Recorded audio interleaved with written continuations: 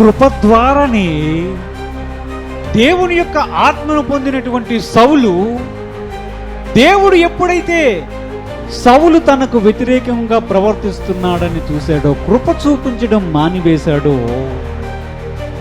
దేవుని యొక్క ఆత్మాభిషేకము కూడా విడిచి వెళ్ళిపోయినట్లుగా చూస్తున్నాం. అంటే దేవుని యొక్క సన్నిధిని సౌలు ఏం చేశాడు? కోల్పోయాడు. ఉచితముగా వచ్చినటువంటి దేవుని యొక్క ఆత్మాభిషేకం, దైవ సన్నిధి ఇప్పుడు సౌలు 1 దినవృత్తాంతాల గ్రంథం 17వ అధ్యాయం 13వ వచనాన్ని చదువుకుందాం. దినవృత్తాంతాల గ్రంథం 1. నేను అతనికి తండ్రినయ్యుందును, అతడు నాకు కుమారుడయ్యుండును. నీకంటే ముందుగా ఉన్న వానికి నా కృపను నేను చూపక మానినట్లు అతనికి నేను నా కృపను చూపక మానను. పరిశుద్ధుడైన తండ్రి, మహోన్నతుడైన దేవా, మీ పాదములకు వందనాలు, స్తుతులు, స్తోత్రం చెల్లిస్తున్నాను. వాక్యమయ్యున్న దేవా, సత్యమయ్యున్న దేవా, మీరు మాతో మాట్లాడండి. నీ వాక్యములో ఉన్న సత్యములను గ్రహించలాగన మా హృదయాలను తెరవచేయండి. ఆటంకపరచు దురాత్మ శక్తులను నజరేయుడు యేసుక్రీస్తును బంధించి నీ సన్నిధిని మేము అనుభవించే కృప మాకు అనుగ్రహించమని మా ప్రభువును రక్షకుడైన యేసుక్రీస్తు పరిశుద్ధ నామమున అడిగి వేడుకొనుచున్నాము తండ్రి, ఆమేన్. దినవృత్తాంతాలు 1 గ్రంథం 17వ అధ్యాయం 13వ వచనంలో దావీదుతో ప్రభువు మాట్లాడుతున్నాడు.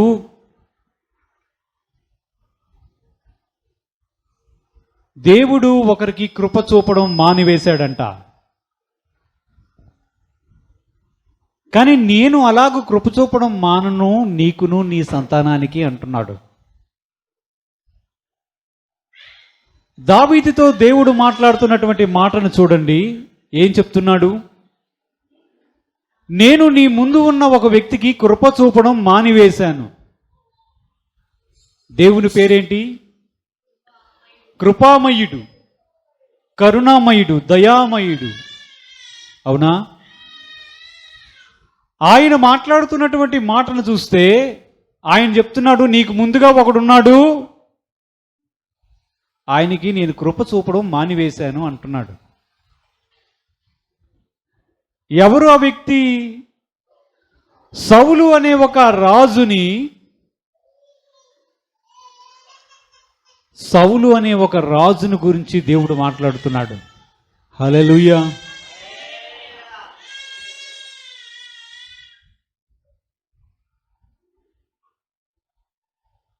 సౌలుకి దేవుడు కృప చూపడం మానివేశాడు అంటున్నాడు.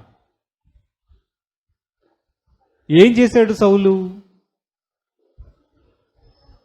దేవుడు కృప చూపడం మానివేస్తే మనుషులు ఏమవుతారు అంటే, అంతకుముందు దేవుడు కృప చూపడం అనేది సౌలు పట్ల జరిగింది, అంతేనా? తర్వాత ఆ కృప పోగొట్టుకున్నాడు. ఎవరు? సౌలు. వాక్య భాగంలో చూద్దాం. 2వ సమూయేలు గ్రంథం 7వ అధ్యాయం 14 నుంచి 16 వచనాలు ఒక్కసారి చూస్తే, 2వ సమూయేలు గ్రంథం. నేను అతనికి తండ్రినయ్యుందును, అతడు నాకు కుమారుడయ్యుండును. అతడు పాపము చేసిన ఎడల నరుల దండంతోనూ మనుషులకు తగులు దెబ్బలతోనూ అతనికి శిక్షింతును గాని, నిన్ను స్థాపించుటకై నేను కొట్టివేసిన సౌలునకు నా కృప దూరమైనట్లు అతనికి నా కృప దూరము చెయ్యను. నీ మట్టుకు నీ సంతానమును నీ రాజ్యమును నిత్యము స్థిరమగును, నీ సింహాసనము నిత్యము స్థిరపడును అనెను. వాక్యం సెలవిస్తుంది. రెండో విషయాన్ని మనం చూస్తున్నాం. ఇక్కడ కూడా చెప్తున్నాడు, నేను సౌలుకు కృప చూపడం మానివేశాను అని. ఇది చాలా కఠినమైన మాట. దేవుడే గనక మనుషుల పట్ల కృప చూపడం మానివేస్తే మనుషులు ఏమవుతారు? దేవుడు కృప చూపడం మానివేశాడా, లేదా కృప తాను పొందకపోనట్లు సౌలు ప్రవర్తించాడా అన్నదే ఇక్కడ ముఖ్యమైన విషయం. దావీదుకు మాత్రం చెప్తున్నాడు, నీకును నీ కలగబోయే సంతానం ఒకడు ఉన్నాడు సొలొమోనుకి నేను మాత్రం కృప చూపడం అనేది మానను అంటున్నాడు. ఎందుకు ఇలాగూ జరిగింది సౌలు పట్ల అనే విషయం మనం ఆలోచన చేయాలి. వాక్య భాగంలో చూస్తే మనకు అర్థమవుతుంది సౌలు పట్ల దేవుడు అంతకు ముందు ఏమని కృప చూపించాడో మనకు తెలుస్తుంది. మొదటి సమూయేలు గ్రంథమే 9వ అధ్యాయం 15 నుంచి 17 వచనాలు ఒక్కసారి చూద్దాం. మొదటి సమూయేలు గ్రంథం 9వ అధ్యాయం.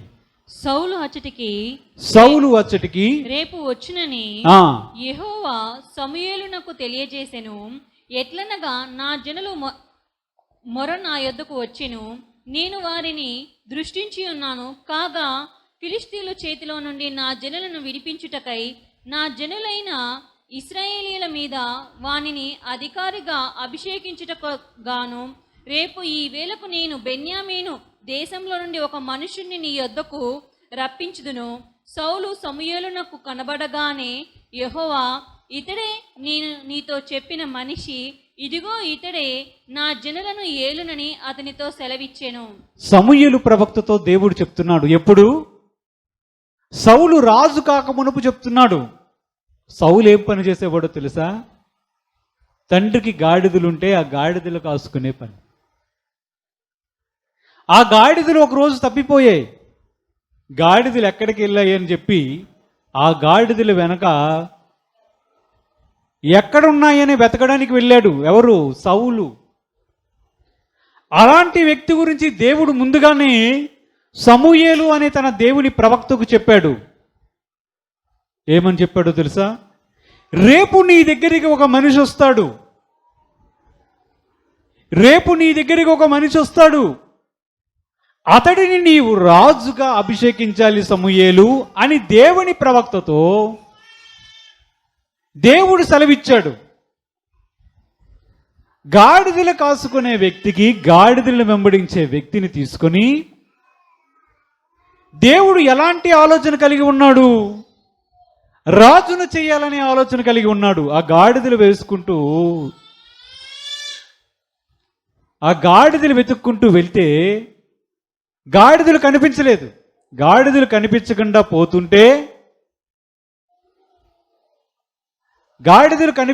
పోతుంటే సమూయేలు ప్రవక్త దగ్గరికి వస్తే సమూయేలు ప్రవక్తతో దేవుడు చెప్తున్నాడు. ఇది చూడండి. సమూయేలు ప్రవక్తతో దేవుడు చెప్పాడు, ఇదిగో నేను చెప్పానే ఒక మనిషి నీ దగ్గరికి వస్తాడని. ఆ మనిషి ఇతడే. ఆ మనిషి ఇతడే. ఇతడిని నీవు రాజుగా నీవు అభిషేకించాలి అని చెప్పాడు. దేవుడికి స్తోత్రం చెల్లించండి. రాజుగా అభిషేకించాలని చెప్పినటువంటి వ్యక్తి ఎవరు? సౌలు. సౌలు రాజుగా అవ్వడానికి సౌలుకున్న అర్హత ఏమిటి? ఏ అర్హత ఉంది? సౌలుకు ఏమైనా అర్హత ఉందా? ఇదే దేవుని కృప. ఏ అర్హత లేనటువంటి సౌలును తీసుకొని సౌలు గురించి ప్రవక్తకు ముందుగా చెప్పి, రేపు నీ యొద్దకు ఒక మనిషిని పంపిస్తున్నాను, అతడిని నీవు రాజుగా అభిషేకించాలని చెప్పాడు కదా. ఆ విధంగా రాజుగా కూడా నీ సౌలును అభిషేకించాడు. ఏ అర్హత లేనటువంటి సౌలునకు చూపించినటువంటి దేవుని యొక్క గుణమే దేవుని కృప. వాక్య భాగంలో చూస్తే సౌలు కూడా మాట్లాడతాడు ప్రవక్తతో. అదే అధ్యాయంలో చూద్దాం. 21వ వచనాన్ని ఒక్కసారి చూద్దాం. అందుకు సౌలు నేను బెన్యామీనును కానా, నా గోత్రము ఇశ్రాయేలు గోత్రములలో ఇశ్రాయేలు గోత్రములలో స్వల్పమైనది కాదా? స్వల్పమైనది కాదా? నా ఇంటి వారు ఆ బెన్యామీను గోత్రపు ఇంటి వారి అందరిలో ఆ అల్పులు కారా? అల్పులు కారా? నాతో ఇలాగున ఎందుకు పలుకుచున్నావు అనెను. చూడండి, సౌలు ఇప్పుడు రాజుగా నిన్ను దేవుడు చేస్తున్నాడు అని సమూయేలు ప్రవక్త చెప్పినప్పుడు సౌలు ఏమని సమాధానం చెప్తున్నాడు? నాది బెన్యామీను గోత్రం, నాది బెన్యామీను గోత్రం, నా గోత్రం చాలా చిన్నది. ఇశ్రాయేలీల యొక్క 12 గోత్రములలో ఏ గోత్రం చివరిది? ఆ బెన్యామీను గోత్రంలో పుట్టినవాడిని నేను చాలా చిన్న గోత్రంలో ఉన్నాను, నన్ను దేవుడు కోరుకున్నాడా అన్నాడు. తర్వాత ఏమన్నాడు? బెన్యామీను గోత్రంలో పుట్టినటువంటి కుటుంబాలు ఉన్నాయి, ఆ కుటుంబాల్లో నా కుటుంబం చాలా కనిష్టమైనది, అత్యల్పమైనది అన్నాడు. నువ్వెందుకు ఇలాగ చెప్తున్నావు, నన్ను దేవుడు రాజుగా చేస్తున్నాడు అనే విషయాన్ని సౌలు సమూయేలు అనే దేవుని ప్రవక్తతో చెప్తున్నాడు. ఇప్పుడు సౌలుకు ఉన్నటువంటి ఆలోచన ఏంటి? నాకు ఏ అర్హత లేదు, నేను రాజుగా ఉండడానికి ఏ అర్హత లేనటువంటి వ్యక్తిని నేను. పోనీ నా గోత్రం ఏమైనా పెద్దదా? అది కాదు. పోనీ మా గోత్రంలో మాదేదైనా పెద్ద కుటుంబమా? అది కాదు. నన్ను దేవుడు రాజుగా కోరుకున్నాడా? నా గురించి ముందుగా చెప్పాడా? నేను గాడిదల కోసం వెతుకుతూ వస్తున్నానని దేవుడు మీతో ముందుగానే చెప్పాడా? నేను ఎన్నడూను ఇది ఊహించలేదే. ఇది దేవుని కృప. సౌలు రాజుగా అవ్వడానికి దేవుడు ఏం చూపించాడు? కృప చూపించడం అనేది జరిగిందా? ఏ యోగ్యత లేనటువంటి వ్యక్తికి చూపించేది దేవుని యొక్క కృప. కానీ ప్రభువే చెప్తున్నాడు ఇప్పుడు దావీదుతో, దావీదు, నేను సౌలునకు కృప చూపడం మానివేశాను. ఇది చాలా భయంకరమైనటువంటి విషయం. మనుషులు దేవుని దగ్గరికి వచ్చినటువంటి క్రైస్తవులు ఒక విషయాన్ని గుర్తుపెట్టుకోవాలి. మనము దేవుని యొక్క కృపచేతనే రక్షణ పొంది ఉన్నాం. దేవుని యొక్క కృపచేతనే సమస్తాన్ని మనం కలిగి ఉన్నాం. దేవుని యొక్క కృపచేతనే మనకు అర్హత లేకపోయినా చాలా మనకి దేవుడు అనుగ్రహించాడు. మనకేదైనా ఉన్నదంటే అది దేవుని కృప అనే విషయాన్ని మర్చిపోకూడదు. సౌలు మనకి ఉదాహరణగా కనిపిస్తూ ఉన్నాడు. సౌలు ఎందుకు దేవుని యొక్క కృపను కోల్పోయాడో చూస్తే, మనము అలాంటి పనులు కానీ చేస్తే కృప మన యొద్ద నుంచి తొలగిపోయే ప్రమాదం ఉంది. దేవుడు మనకు అనుగ్రహించినటువంటి కృప నుంచి తొలగిపోకుండా మనము జాగ్రత్త పడాలి. దావీదుతో దేవుడు మాట్లాడుతునేటప్పుడు ప్రవక్త ద్వారా, సౌలునకు కృప చూపడం మానినట్లు నేను నీ కుమారుడికి కృప చూపించడం మానను, నీకు కృప చూపించడం మానను, నీ కొరకు రాజ్యాన్ని స్థిరపరుస్తాను, తరతరములకు నీ కొరకు సింహాసనాన్ని స్థిరపరుస్తాను అన్నాడు. దేవుడికి స్తోత్రం. ఇప్పుడు దావీదు చేసినది ఏంటి? దావీదు ఏమైనా చేశాడా? దేవుని యొక్క కృపను పొందడానికి దావీదు ఏమైనా చేశాడా? దావీదు కూడా ఏం చేయలేదు. పుట్టబోయే సొలొమోను కూడా ఏమైనా చేశాడా? దేవుడు మనకు కృపను ఉచితంగా అనుగ్రహిస్తాడు. అది మనం గుర్తుపట్టాలి, అది పోగొట్టుకోకుండా జాగ్రత్త పడాలి. వాక్య భాగంలో చూద్దాం. సమూయేలు మొదటి గ్రంథం 10వ అధ్యాయం 9 నుంచి 11 వచనాలు కూడా చూద్దాం. అతడు సమూయేలు నొద్ద నుండి వెళ్ళిపోవుటకై తిరుగగా దేవుడు అతనికి క్రొత్త మనసు అనుగ్రహించెను. ఆ దినంలోనే ఆ సూచనలు కనబడెను. వారు ఆ కొండ దగ్గరకు వచ్చినప్పుడు ప్రవక్తల సమూహము అతనికి ఎదురుపడగా ఆ. దేవుని ఆత్మ బలంగా అతని మీదికి వచ్చెను. అతడు వారి మధ్యను ఉండి ప్రకటన చేయుచుండెను. పూర్వము అతన్ని నెరగని వారందరూ అతడు ప్రవక్తలతో కూడా నుండి ప్రకటించుట చూచి, కీషు కుమారునికి సంభవించినదేమిటి? సౌలును ప్రవక్తలలో నున్నాడా అని ఒకనితో ఒకడు చెప్పుకొనగా. ఇప్పుడు చూడండి, సమూయేలు ప్రవక్త దగ్గర నుంచి వెళ్ళిపోతున్నాడు సౌలు.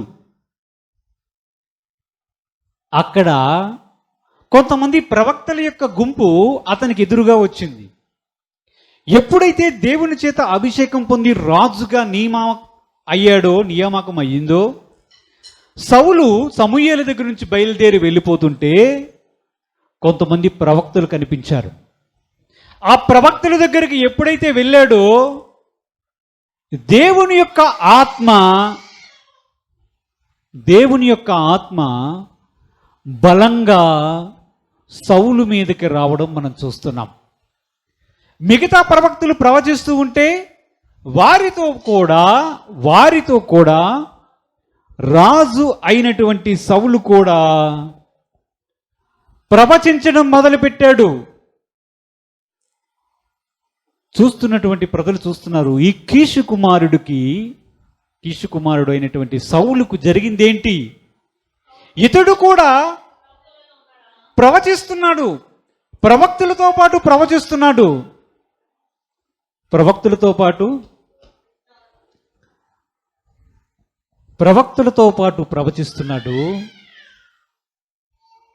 సౌలు ఏమైనా ప్రవక్తల్లో ఒకడుగా ఉన్నాడా అని మాట్లాడారు.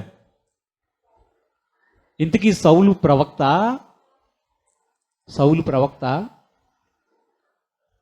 దేవుని యొక్క ఆత్మచేత సౌలు నింపబడడం ఏమిటి? దీనికోసం సౌలు చేసినది ఏమైనా ఉందా? ఆ విధంగా ప్రవచించడానికి సౌలు ఏమైనా చేశాడా? మరి ఎలాగూ దేవుని యొక్క ఆత్మ సౌలు మీదకి వచ్చింది? ఇది కూడా దేవుని యొక్క కృపే. దేవుని ఆత్మ చేత ఒక వ్యక్తి నింపబడడం అనేది దేవుని యొక్క కృపే. దేవుని ఆత్మ చేత నింపబడిన ప్రతి వ్యక్తి దేవుని ఆత్మ చేత నడిపించబడతాడు. అంటే దేవుని యొక్క ఆత్మ సన్నిధి, దేవుని యొక్క సహవాసం ఆ వ్యక్తికి ఉంటుంది.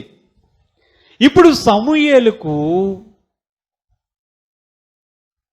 బయలుపరచబడినటువంటి సౌలు అనే వ్యక్తి ఏమయ్యాడు?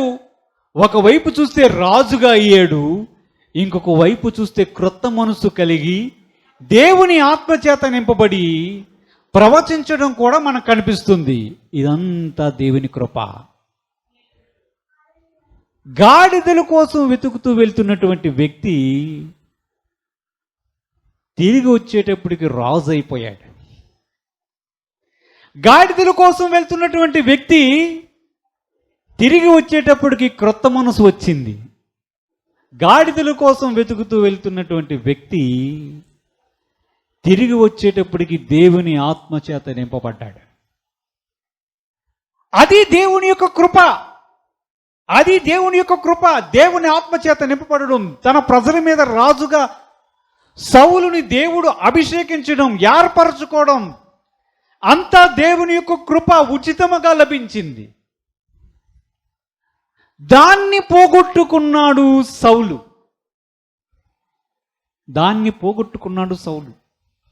ఎలా పోగొట్టుకున్నాడు చూద్దాం. దినవృత్తాంతాలు 1వ గ్రంథం 10వ అధ్యాయం 13 నుంచి 14 వచనాలు ఒక్కసారి చూద్దాం. దినవృత్తాంతాల గ్రంథం. ఈ ప్రకారము యెహోవా ఆజ్ఞ గైకొనక ఆయన దృష్టి ఎదుట ద్రోహము చేసినందుకును, యెహోవా యొద్ద విచారణ చెయ్యక కన్న పిశాచము యొద్ద విచారణ చేయుదునని వెదిగినందుకును సౌలు హతమాయెను. అందునిమిత్తము యెహోవా అతనికి మరణశిక్ష విధించి రాజ్యమును యెష్యా కుమారుడైన దావీదు వంశము చేసెను. కారణాలు ఇక్కడ కనిపిస్తున్నాయి. దేవుడు చెప్పిన మాట చెప్పినట్లు చేయకపోవడం వలన దేవునికి కోపం వచ్చింది. దేవుడు ఒక మాట చెప్పాడు, పలానా వారితో నీవు యుద్ధం చేయాలి, వారితో యుద్ధం చేసినప్పుడు ఎవరిని విడిచిపెట్టకుండా హతము చెయ్యాలి, నేను చెప్పినది చెప్పినట్లు చేయు అనే మాటను సౌలుకి సమూయేలు అనే ప్రవక్త ద్వారా చెప్పాడు. ఆ మాటను సంపూర్తిగా నెరవేర్చలేదు సౌలు అనే రాజు. ఈ మాట మీద తిరుగుబాటు చేయడం, దేవుడు చెప్పింది చెప్పినట్లు చేయకపోవడం, సౌలు అనే రాజు తన రాజ్యాన్ని కోల్పోవడానికి కారణమయ్యింది. రాజ్యం కోల్పోవడానికి కారణం ఏంటి? దేవుడు చెప్పినది చెప్పినట్లు చేయకపోవడమే దానికి కారణం.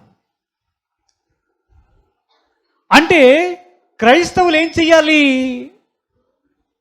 చెయ్యాలి? ప్రభువు ఏం చెప్పాడో, ఎలాగూ వాక్యం ఉందో అలాగూ ప్రవర్తించాలి. ఆయన ఏం చెప్పాడో అలాగూ చేయడం అనేది మనం అలవాటు చేసుకోవాలి. దేవునికి కోపం తెప్పించే పనిని సౌలు అనే రాజు చేయడం వలన దేవుడు చెప్పాడు సమూయేలుతో, సమూయేలు, నేను సౌలుని రాజుగా నియమించినందుకు నేను చింతిస్తున్నాను. అదే సౌలు గురించి నేను ఎన్నో ఏర్పాట్లు చేసి ఎన్నో ఆలోచనలు చేశాను, కానీ సౌలుకి నా మాట అంటే గౌరవం లేదు, నా మాట లెక్కలేనితనముగా ఉంది కనుక ఇలాంటి వాడిని నేను రాజుగా చేసినందుకు చింతిస్తున్నాను. సౌలుని రాజ్యము మీద రాజుగా ఉంచకుండా నిన్ను తీసేస్తున్నాను అన్నాడు. కృప రాజ్యాన్ని అనుగ్రహించింది. దేవుని కృప అతనికి రాజ్యాన్ని ఉచితముగా అనుగ్రహించింది, ఏ యోగ్యత లేకపోయినప్పటికీ. కానీ ఎప్పుడైతే దేవుని మాట మీద తిరుగుబాటు చేశాడో వెంటనే రాజ్యము కోల్పోవడానికి కారణమైంది, కృప కోల్పోవడానికి కారణమైంది. మొదటగా పోగొట్టుకున్నది ఏంటో తెలుసా? దేవుని యొక్క రాజ్యం. దేవుని రాజ్యమా? తన ప్రజలను పరిపాలించే రాజ్యం.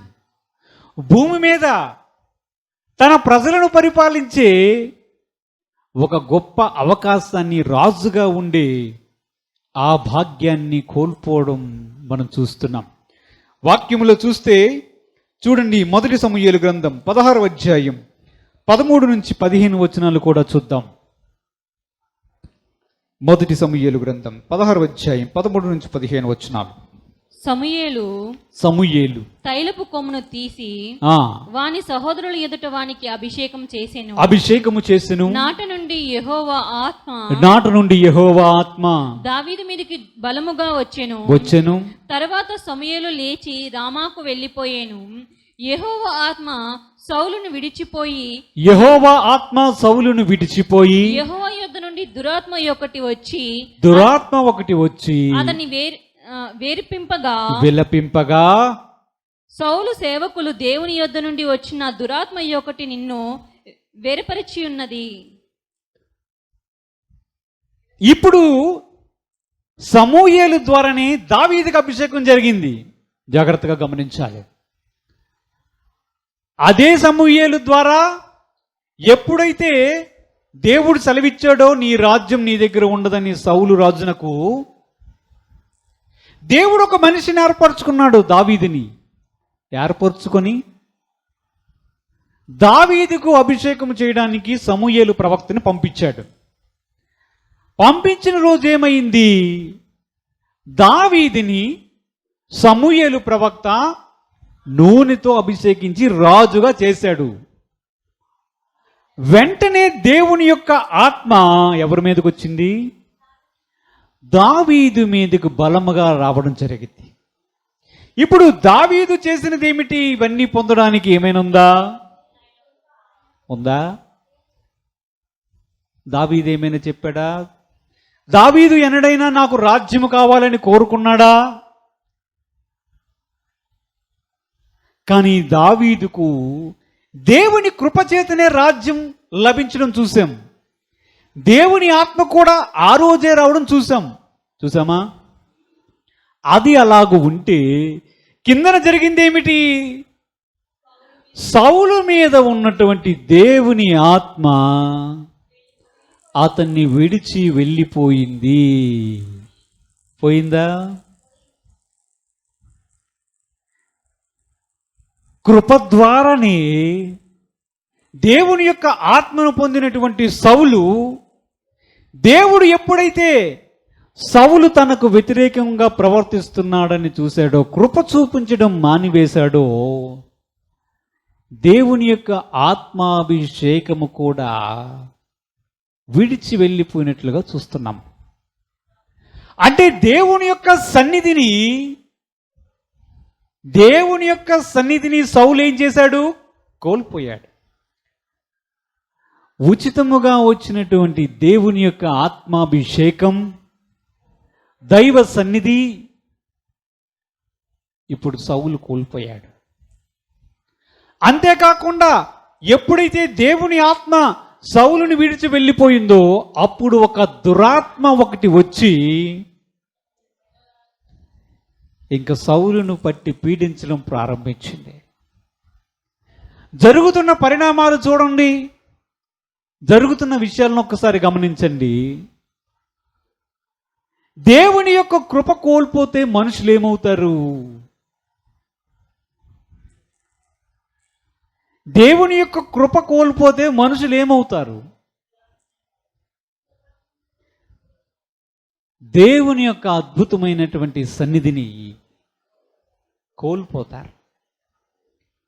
ఉచితముగా మనకు అనుగ్రహించిన దేవుని యొక్క కృపను బట్టి ఎల్లప్పుడూ దేవునికి స్తోత్రం చెల్లించాలి. దేవుని కృపచేతనే మనకు రక్షణ వచ్చింది. మనకి ఏ యోగ్యత లేదు. మనకు రక్షణ భాగ్యం ఉచితముగా వచ్చింది. ఆ ఉచితముగా వచ్చిన రక్షణ భాగ్యాన్ని, కృపను మనము ఎల్లప్పుడూ జ్ఞాపకం చేసుకొని దేవునికి కృతజ్ఞతాస్తుతులు చెల్లిస్తూ ఉండాలి.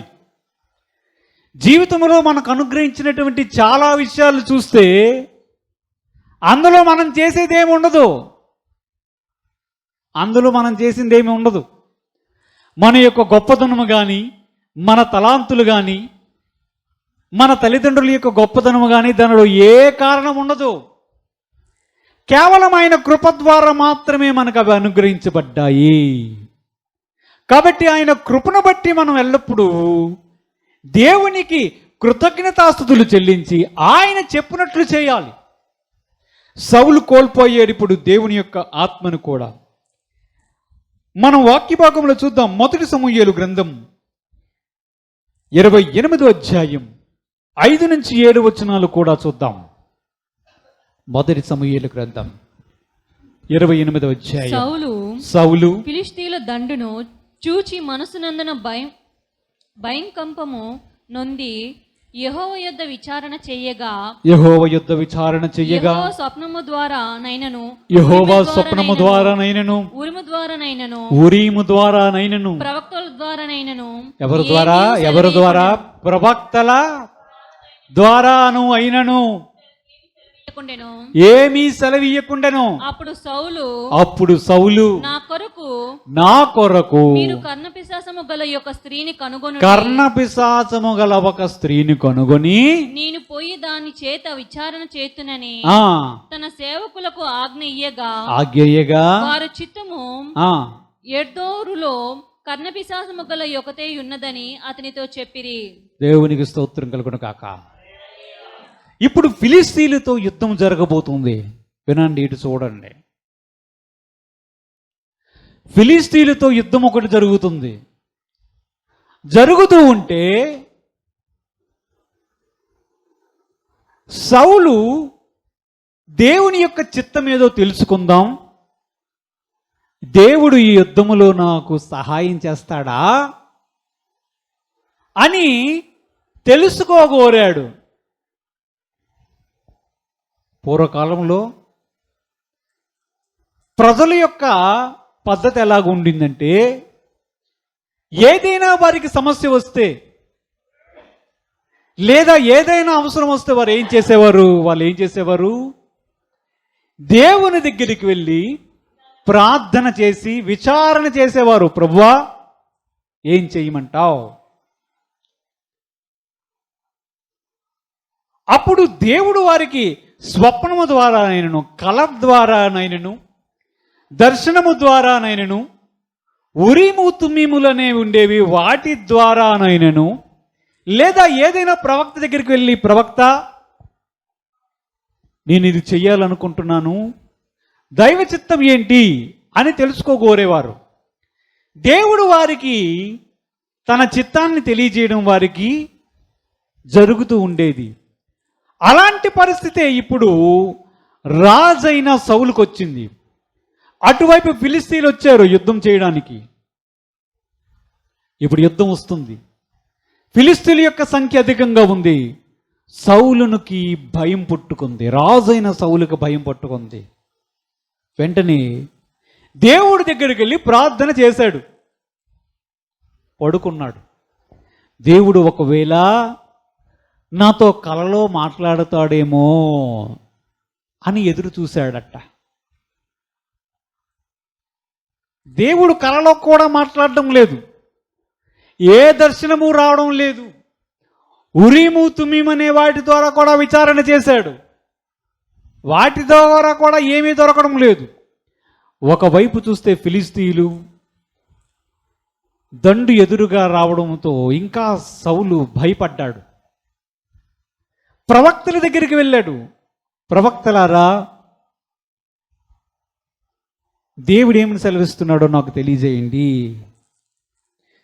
దేవుడు ప్రవక్తల ద్వారా కూడా సౌలుకి ఏ సమాధానం ఇవ్వలేదు. ఇది చాలా ప్రమాదకరమైన విషయం, గుర్తుపెట్టుకోవాలి. సమస్య ఎక్కడుంది? ప్రవక్తల్లో ఉందా? ప్రవక్తల ప్రాబ్లమా అది? దేవుని సమస్య కూడా కాదు. మీరు జాగ్రత్తగా గమనిస్తే దేవుని యొక్క కృప కోల్పోయినటువంటి సమయములో సౌలు అనే రాజు నలిగిపోతున్నాడు. మనిషి యుద్ధం వస్తుంది, సమాధానం తెలియడం లేదు, ఏం చెయ్యాలో తెలియడం లేదు, ఏం చెయ్యాలో తెలియడం లేదు. సమాధానం కోసం విలవిలలాడుతున్నాడు. ఇంతకుముందు సమూయేలు నాతో మాట్లాడేవాడు, ఎలా చేయాలి అలా చేయాలని. ఇప్పుడు నాకు ఏ సమాధానం రావడం లేదే, నా పరిస్థితి బాగోలేదే అని ప్రార్థన చేశాడు. కలలో సమాధానం రాలేదు, ఒక దర్శనం రాలేదు, ఉరీము తుమ్మీము ద్వారా రాలేదు. ప్రవక్తల దగ్గరికి వెళ్తే ప్రవక్తల దగ్గర కూడా సమాధానం రాని పరిస్థితి సౌలు రాజునకు ఏర్పడింది. దేవుని యొక్క కృపను కోల్పోతే ఇలాగే జరుగుతుంది. దేవుని యొక్క కృపను కోల్పోతే అంత కఠినంగా ఉంటుంది. అందుకే మనం జాగ్రత్త పడవలసిన విషయం ఏంటంటే, దేవుడు ఏం చెప్పాడో వాక్యంలో అలాగూ ప్రవర్తించడానికి మనం జాగ్రత్త పడాలి. దేవుడు మనకు ఉచితముగా అనుగ్రహించినటువంటి కృపను ఎన్నడూ చేజార్చుకోకుండా జాగ్రత్త పడాలి. ఎన్నడూ చేజార్చకుండా జాగ్రత్త పడాలి. మనకు చాలా ఇచ్చాడు, అవన్నీ ఉచితముగానే వచ్చాయి. మనకిచ్చిన వాటిని ఒక్కసారి ఆలోచన చేయండి. మనకేముంది? మన శక్తి సామర్థ్యాలు ఏమైనా ఉన్నాయా? మన గొప్పతనం ఉందా? మనకంత ప్రార్థనా శక్తి ఉందా? ఉచితంగా అనుగ్రహించాడు. వాటిని కాపాడుకోవాలి. దేవుని కృపను బట్టి దేవునికి ఎల్లప్పుడూ కృతజ్ఞతాస్తుతులు చెల్లించి దేవునితో సమాధానముగా నడవడం అనేది మనం అలవాటు చేసుకోవాలి. సౌలుకి సమాధానం రాలే. సజీవుడైన దేవుడు తాను రాజుగా కోరుకున్నటువంటి సౌలుకి సమాధానం ఇవ్వడం చెప్పడం లేదు. చూశాడు దేవుడు ఎలాగూ సమాధానం చెప్పడం లేదు కనుక నాకు దెయ్యమైనా సమాధానం చెప్తుందేమో అని చెప్పి ఈ దెయ్యములు పట్టినటువంటి వ్యక్తుల దగ్గరికి వెళ్ళి, మాంత్రికుల దగ్గరికి వెళ్ళి, ఇంకొకలాగు చెప్పాలంటే వారి దగ్గరికి వెళ్ళి కర్ణపిశాచితో సంబంధం కలగనటువంటి ఒక స్త్రీని కనుగొని దాని ద్వారా సోది చెప్పించుకోవడానికి, దాని ద్వారా ఈ యుద్ధం గురించి నేను ఏం చేయాలో తెలుసుకోవడానికి సౌలు బయలుదేరి దెయ్యముల దగ్గర విచారణ చేయడానికి చివరికి వెళ్ళిపోయాడు. ఇది చాలా విచారకరమైనటువంటి పరిస్థితి. దేవుడు మాట్లాడకపోతే మన పరిస్థితి ఏంటి? దేవుడు తన ఆత్మను మన యొద్ద నుంచి తీసివేస్తే, తన సన్నిధిని మన మధ్య నుంచి తీసివేస్తే మన సన్నిధి ఏమవుతుంది? అందుకే కృపను పోగొట్టుకోకూడదు. దేవుడు మనకు అనుగ్రహించినవన్నీ ఉచితమైన కృప ద్వారానే వచ్చాయి. దాన్ని బట్టి ఎల్లప్పుడూ కృతజ్ఞతాస్తుతులు చెల్లించడం, ఆయన చెప్పినట్లు చేయడం అనేది చాలా ప్రాముఖ్యమైన విషయం. ఎప్పుడైతే సౌలు కర్ణపిశాచి దగ్గరికి వెళ్ళి విచారణ చేయడం ప్రారంభించాడో, ఆ కర్ణపిశాచి దెయ్యము దగ్గర కూడా ఒక సమాధానం సౌలుకి లభిస్తుంది. కానీ వాక్యములు చూస్తే ఈ దెయ్యముల దగ్గర విచారణ చేయడం వలన సౌలు మరణించడానికి కూడా కారణమవుతుంది. మొదట రాజ్యం పోయింది, తర్వాత దేవుని ఆత్మ పోయింది, తర్వాత దేవుడు మాట్లాడడం మానేశాడు. వాక్యములు చూస్తే మనకు తెలుస్తుంది. మొదటి దినవృత్తాంతాల గ్రంథం 10 నుంచి 10వ అధ్యాయం 13 నుంచి 14 వచనాల్లో చూసాం. అక్కడేముంది? కర్ణపిశాచముల యొద్ద, చదవండి. కర్ణపిశాచముల యొద్ద విచారణ చేయుదునని వెతికినందుకును సౌలు హతమాయేను. అది చూడండి, వాక్యం ఏమని సెలవిస్తుంది? దెయ్యాల దగ్గర విచారణ చేస్తున్నారు. దెయ్యముల దగ్గర విచారణ చేయడం వలన సౌలు మరణించినటువంటి పరిస్థితి కూడా ఏర్పడింది. ఎక్కడ ఆ వ్యక్తి గాడిదలు కాసుకుంటూ, గాడిదలు పోయాయని వెతుక్కుంటూ వెళ్తే ఉచితముగా దేవుని యొక్క కృప లభించి రాజైన వ్యక్తి వెళుతూ ఉంటే దేవుని ఆత్మ చేత నింపబడి ప్రవచించి వెళ్ళినటువంటి వ్యక్తి, దేవుని సన్నిధితో నింపబడినటువంటి వ్యక్తి దేవుని యొక్క మాట మీద తిరుగుబాటు చేయడం వలన రాజ్యాన్ని కోల్పోయాడు. దేవుని యొక్క ఆత్మను కూడా కోల్పోయాడు. దేవుడు జవాబులు ఇవ్వడం మానేశాడు. చివరికి దెయ్యాల దగ్గర విచారణ చేసే పరిస్థితికి వెళ్ళిపోయాడు. దెయ్యముల దగ్గర విచారణ చేసే వ్యక్తులు కూడా ఉంటారు. అది దేవునికి అసహ్యమైన కార్యం. ఇల్లులు కట్టినప్పుడు కొంతమంది విచారణ చేస్తుంటారు, క్రైస్తవులు కూడా వెళ్తుంటారు. అది చాలా భయంకరమైన పాపం. సౌలు మరణమయ్యాడు.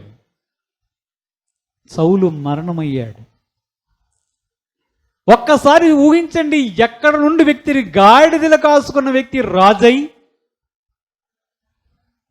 అన్ని ఒక్కొక్కటి కోల్పోయి చివరికి మరణించి రాజ్యాధికారం కోల్పోయిన పరిస్థితి ఎందుకు ఏర్పడిందంటే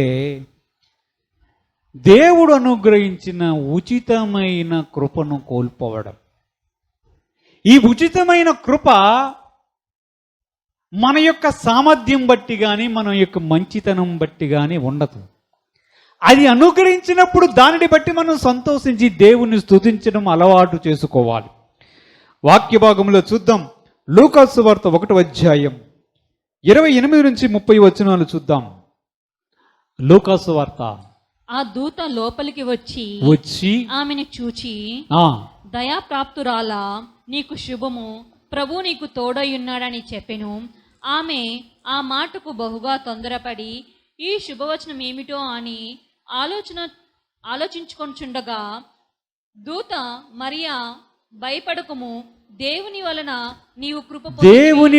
నీవు కృప పొందితివి అని గాబ్రియేలు దూత మన ప్రభువును రక్షకుడైన యేసు ప్రభు వారికి జన్మమిచ్చినటువంటి మరియతో మాట్లాడుతున్నాడు.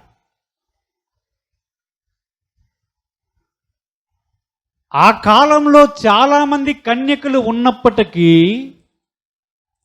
దేవుని యొక్క కృప ఎవరి మీద నిలిచిపడింది? మరియా అనే ఒక కన్యక మీద దేవుడు చూపించాడు. గాబ్రియేలుతో దేవుడిచ్చినటువంటి వర్తమానం మరియ దగ్గరికి వచ్చి, గాబ్రియేలు దూత ద్వారా మరియతో ఏమని చెప్తున్నాడు? దయాప్రాప్తురాలా, నీకు శుభం, నీవు దేవుని వలన కృప పొందితివి. చూసారా, దేవుని వల్ల కృప పొందినటువంటి మరియను ఒక్కసారి చూడండి. ఈ సర్వలోకానికి రక్షకుడు, సర్వ జగద్ రక్షకుడు, సర్వమానవాళిని సృష్టించినటువంటి ఆ యేసు ప్రభు వారు ఎవరి ద్వారా లోకంలోనికి వచ్చాడు? అది ఎంత గొప్ప భాగ్యం! అది కావాలని ఇప్పటికీ చాలామంది కన్యకలు ఇశ్రాయేలు దేశంలో ఎదురు చూస్తున్నారు. ఇంకనూ మెస్సయ్య రాలేదు, రక్షకుడు రాలేదని ఎదురు చూస్తున్నారు. కానీ ఆ కృప మరియకు ఎప్పుడో అనుగ్రహించబడింది. ఇంతకీ మరియకు ఎందుకు అనుగ్రహించింది ఈ కృప? మరియకు ఎందుకు వచ్చింది ఆ కృప? ఉపవాసం చేసిందా? ఉపవాస ప్రార్థనలు వచ్చిందంటారా? తాను ప్రార్థన చేసినటువంటి అక్కర అది, ప్రభువా కన్యక గర్భమున రక్షకుడు పుడతాడని చెప్పావు కదా, అది నేనే అవ్వాలని ప్రార్థన ఏమైనా చేసిందా? అంటే మనకు ఒక విషయం అర్థమవుతుంది, దేవుని కృపను మనం పొందాము, దానికి అర్హతలేమీ లేవు.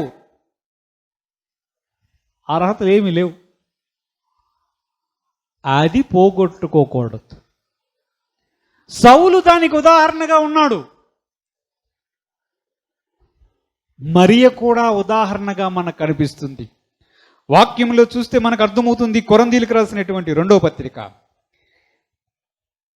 12వ అధ్యాయం, కొరింథీయులకు రాసినటువంటి 2వ పత్రిక 12వ అధ్యాయం 7 నుంచి 9 వచనాలు చూద్దాం. నాకు కలిగిన ప్రత్యక్షతలు బహు విశేషంగా ఉన్నందున నేను అత్యధికంగా హెచ్చింపు పోకుండా నిమిత్తము నా శరీరంలో ఒక ముళ్ళు నేను అత్యధికంగా హెచ్చిపోకుండా నిమిత్తము నన్ను నలుగగొట్టుటకు సాతాను యొక్క దూతగా ఉంచబడెను. అది నా యొద్ద నుంచి తొలగిపోవాలని దాని విషయమై ముమ్మారు ప్రభువును వేడుకొంటిని. అందుకు నా కృప నీకు చాలు. బలహీనత యందు నా శక్తి పరిపూర్ణమగుచున్నదని ఆయన నాతో చెప్పెను.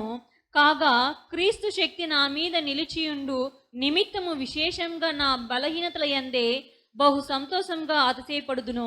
దేవునికి స్తోత్రం కలుగును గాక. అపొస్తలుడైన పౌలు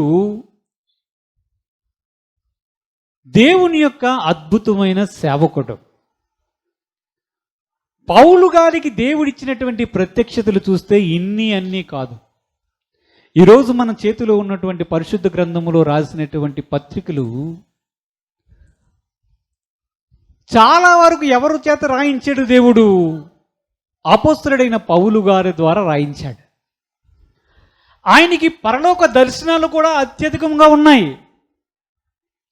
పరదేశుకే శరీరముగా వెళ్ళాడో, శరీరము లేకుండా వెళ్ళాడో నేను ఎరుగును అని చెప్పిన వ్యక్తి ఎవరు? అపొస్తలుడైన పౌలు గారే. ప్రభు రాకడ ఆలస్యమైతే పరదేశకు మనం శరీరం లేకుండానే వెళ్తాం. కానీ ఆయన బ్రతికుండగానే పరదేశంలో వచ్చేసాడు. అక్కడ ఏవేవో మాటలు వినేవాడు. దేవుని యొక్క దర్శనాలు చూశాడు, ప్రత్యక్షతలు చూశాడు. దేవుడు చెప్పినటువంటి మాటలన్నీ గ్రంథస్థము చేసి మన చేతికి బైబిల్గా అందించాడు. అన్ని ప్రత్యక్షతలు కలిగి ఉన్నాడు అపోస్తలుడైనటువంటి పౌలు గారు. ఇప్పుడు ప్రశ్న ఏంటంటే, పౌలు గారికి అవన్నీ ఎందుకు వచ్చాయి?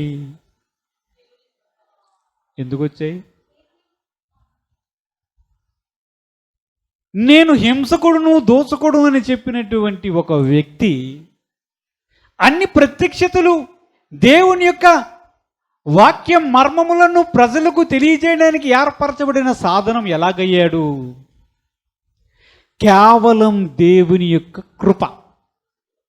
ఆ కృప చేత వాటన్నిటినీ రాయించాడు దేవుడు కూడా.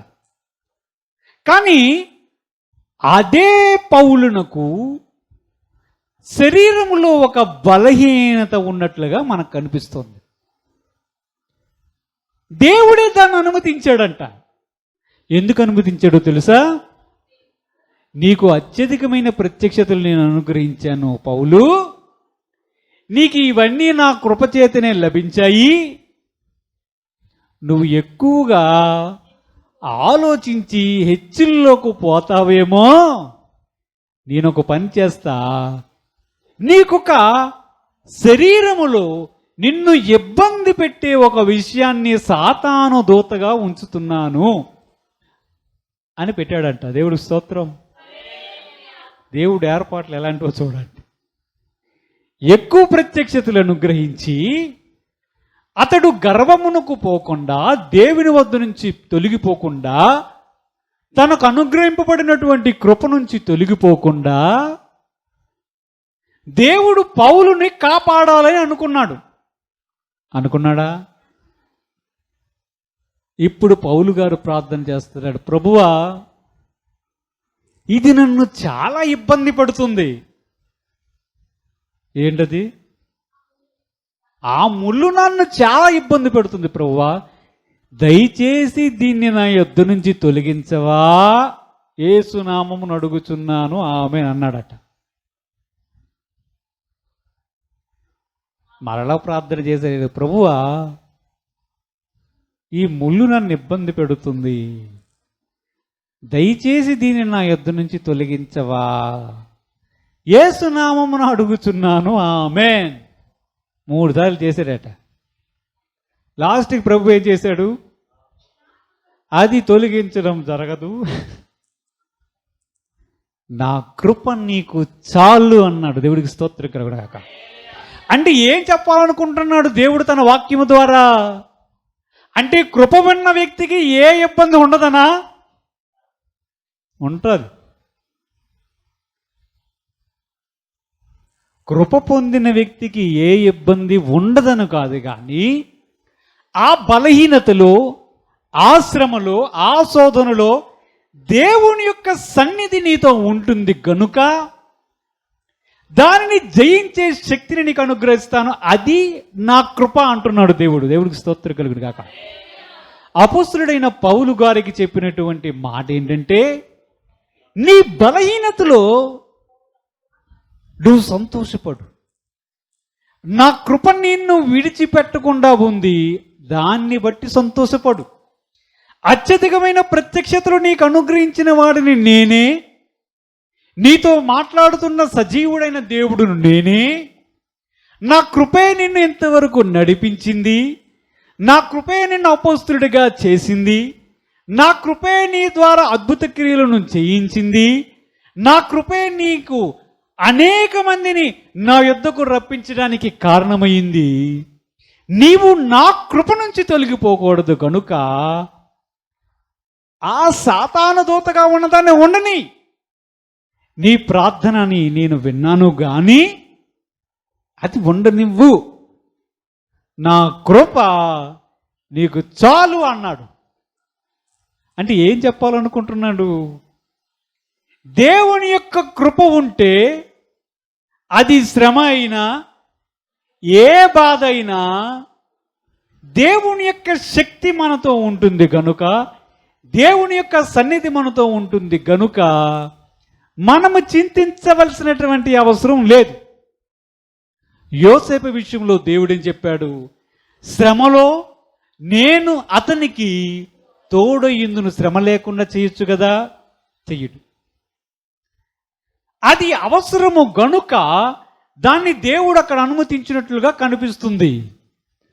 కృప ద్వారానే సమస్తము తన భక్తులకు దేవుడు అనుగ్రహిస్తున్నాడనే విషయాన్ని మనం గమనించాలి. అపోస్తుల కార్యములు 15వ అధ్యాయం 10 నుంచి 11 వచనాలు కూడా చూద్దాం. అపోస్తుల మన పితరులైనను మనమైనను మోయలేని కాడిని శిష్యుల మెడ మీద పెట్టి మీరెందుకు దేవుణ్ణి శోధించుచున్నారు? ప్రభువైన యేసు కృపచేత మనము రక్షణ పొందుదుమని నమ్ముచున్నాము కదా, అలాగే వారును రక్షణ పొందుదురు అనేను. అంటే రక్షణ భాగ్యాన్ని దేవుడు మనకు ఎలాగిచ్చాడు? దేవుడు కృపచేతనిచ్చాడు. మనం మంచి క్రియలు చేశామని కాదు, మన మంచితనాన్ని బట్టి కాదు, మన యొక్క క్రియలను బట్టి కాదు, కేవలము కృప చూపించి యోగ్యత లేని వారికి అనగా మనకు తన రాజ్యములో ఉండడానికి, శాశ్వతముగా ఆయనతో పాటు ఆనందించడానికి ఒక భాగ్యం ఇచ్చాడు. దాని పేరే కృప. ప్రభు చెప్తున్నాడు, నా కృప నుంచి మీరు తొలగిపోకూడదు. దావీదుతో చెప్పిన మాటను జ్ఞాపకం చేసుకోండి. కృప నుంచి తొలగిపోవడం ఒక విశ్వాసికి, ఒక క్రైస్తవునికి, దేవుని నమ్మిన బిడ్డకి చాలా ఘోరమైన విషయం. ఎందుకంటే అతడు దేవుని సన్నిధిని భూమి మీద కోల్పోతాడు, నిత్య రాజ్యాన్ని కూడా కోల్పోయే ప్రమాదం ఉంది. సౌలు రాజు మనకి మాదిరిగా కనిపిస్తున్నాడు, అనుసరించడానికి కాదు, ఉదాహరణగా కనిపిస్తున్నాడు. సౌలు రాజు కృప కోల్పోవడానికి కారణాలు చూడండి. దేవుడు చెప్పింది చెప్పినట్లు చెయ్యకపోవడం, దయ్యముల యొద్ద విచారణ చెయ్యడం, ఇవే ముఖ్యమైన కారణాలు సౌలు రాజు దేవుని యొక్క కృపను కోల్పోవడానికి.